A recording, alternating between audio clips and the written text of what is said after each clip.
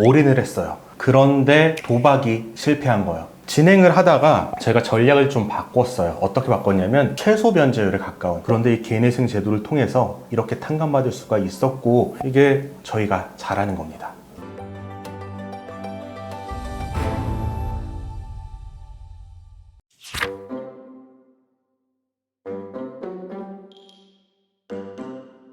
또 되게 의미가 있는 성공 사례 하나가 있으시다고. 네, 의미 있는 사건이라서 한번 말씀을 드릴게요. 일단 개인회생을 하신 분은 어떤 분이냐, 40대 가장이시고요, 배우자가 있으시고 2세 그리고 4세의 아이들이 있으세요. 그래서 배우자는 아이들을 육아하기 위해서 집에서 주부로 계시고, 이분은 그렇게 넉넉지 않은 환경에서 자라셨는데 굉장히 성실하게 일을 하셔서 젊은 나이에 창업도 하시고, 이 사업이 또 잘 돼서 젊은 나이에 억대 연봉도 가지게 되시고, 그 다음에 결혼도 하셔서 아이까지 낳으신 분이에요. 그런데 남자들은 많이들 그럴 거예요. 가정을 꾸리게 되면은 가족에게 좀 더 안락한 생활을 주고 싶거든요. 이분도 집도 사고 싶었고, 그 다음에 아이들의 미래를 생각하면서 재산도 모으고 싶었어요. 그런데 본인이 하는 사업만으로는 부족하던 찰나에 유튜브를 보시게 된 거예요. 유튜브에 보면은 지금도 많이 남아있기는 한데 몇 년 전만 하더라도 돈 버는 방법에 관한 채널이 굉장히 많았어요. 너도 이렇게 하면 쉽게 돈 벌 수 있다, 100만 원으로 10억 벌기, 일 하나도 안 하면서 뭐 돈 버는 방법, 뭐 이런 것들이 굉장히 많이 올라왔거든요. 이분도 그거를 보고서 혹하는 마음에 주식을 시작을 했어요. 나도 될 것 같다 그러니까 신용대출을 받아서 투자를 하기 시작했죠. 처음에는 다들 수익이 납니다. 그러던 찰나에 2022년 1월 달에 주식시장이 정말 폭발적으로 상승을 했습니다. 상승을 하니까 유튜브 채널에서도 이제 돈 번 사람들이 막 소개가 되고 리딩방도 엄청 개설이 되고 그러던 시점이에요. 이때 이분이 이 기회를 놓치면은 내게 다신 기회가 없을 수도 있다 라고 생각하고, 남은 금액 전부, 그 다음에 기존의 주식으로 수익금 났던 것 전부, 그리고 신용대출을 또 풀로 받아서 다 넣고 미수금을 이용해서 또 몇 억을 또 넣습니다. 올인을 했어요. 그런데 도박이 실패한 거예요. 실패해서 손실이 나고 이자 비용이 너무 많이 나가다 보니까 사업만 해서는 이자 비용조차 감당할 수가 없게 됐어요. 사업은 잘 됐음에도 불구하고, 더군다나 우크라이나 전쟁이 막 터지면서 원자재 값이 올라서 사업체는 더 이상 수익이 안 나는 단계, 이 상황이 돼서 와이프에게 이혼을 각오하고 이제 털어놓았대요. 털어놓았더니 와이프가 생각지도 못했지만 위로해주고 어린 자녀들을 생각해서 개인회생을 신청하게 된 사례입니다. 이분 같은 경우에 총 채무는 5.4억이었어요. 5억 4천만 원. 그리고 최근 1년의 소득은 월 700만 원이었어요.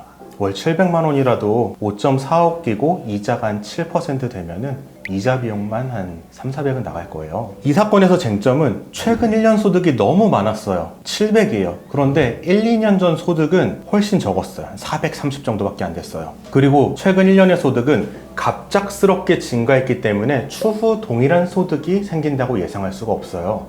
이 700만 원으로 신청이 들어가게 되면은 변제액이 올라갈 텐데, 그렇게 되면은 나중에 내가 1년 전, 2년 전의 소득으로 돌아가게 됐을 때 변제액을 낼 수 있는 여력이 안 되는 거예요. 그래서 이 부분을 굉장히 고민을 했습니다. 처음에 상담 시에 저희가 안내했던 변제 계획은 월 700만 원 소득이 있으면 여기서 배우자까지 해서 4인 가족으로 해서 330만 원 정도 최저 생계비를 인정을 받고 한 달에 370만 원씩 각자 36개월 동안 이렇게 얘기를 했어요. 총 1억 3,300만 원 정도 변제가 되게 됩니다. 이곳에도 5억 4천에서 1억 3천으로 줄어드니까 이 부분은 굉장히 흔쾌히 진행을 했는데, 진행을 하다가 제가 전략을 좀 바꿨어요. 어떻게 바꿨냐면, 처음에는 작년의 소득은 우리가 최근 소득 12개월 공개하지 말고 이건 이례적이니까 그 전에 국세청에 소득 신고한 금액을 토대로 하자, 이렇게 해서 나온 월 소득은 430이었어요. 이걸로 하고 부양가족은 배우자는 빼고 3인 가족 최저 생계비로 266만 원을 주장하자. 이렇게 하면 월 변제액은 170만 원이에요. 그렇게 36개월 하면은 거의 한 5천, 6천 갚으면은 나머지는 면책이 되는 겁니다.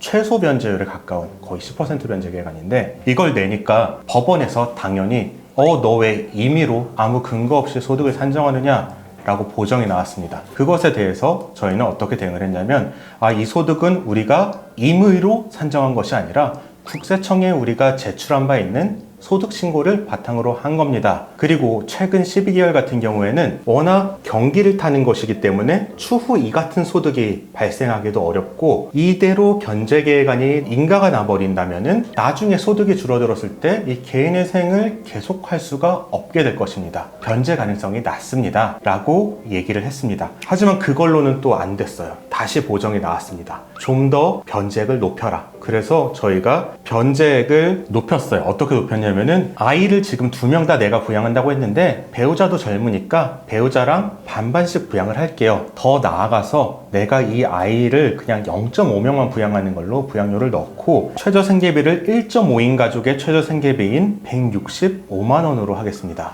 165만 원으로 하고, 그렇게 하면은 월 변제액이 260만 원이 나와요. 이렇게 36개월 변제계획안으로 해서 총 변제액이 약 9,500만 원 되는 것으로 저희가 개시결정도 받고 인가결정도 받았어요. 결론이 5억 5천 중에 9,500만 원 변제하고 나머지 탕감되고요. 탕감률이 83%, 탕감액은 4억 5,500. 저도 3년 동안 4억 5,500 갚으라고 하면은 못 갚을 것 같아요. 이걸 어떻게 갚아요?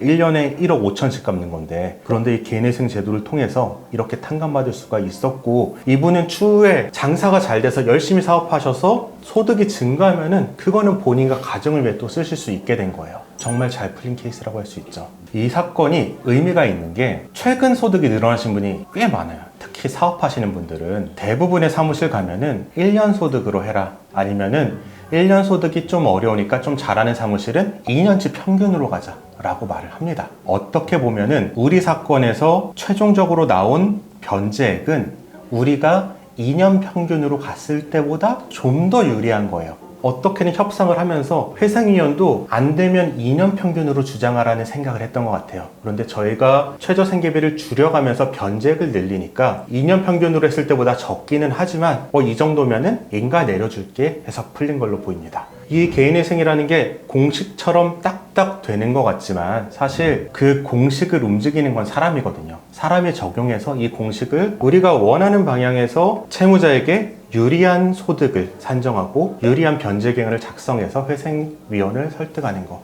이게 저희가 잘하는 겁니다.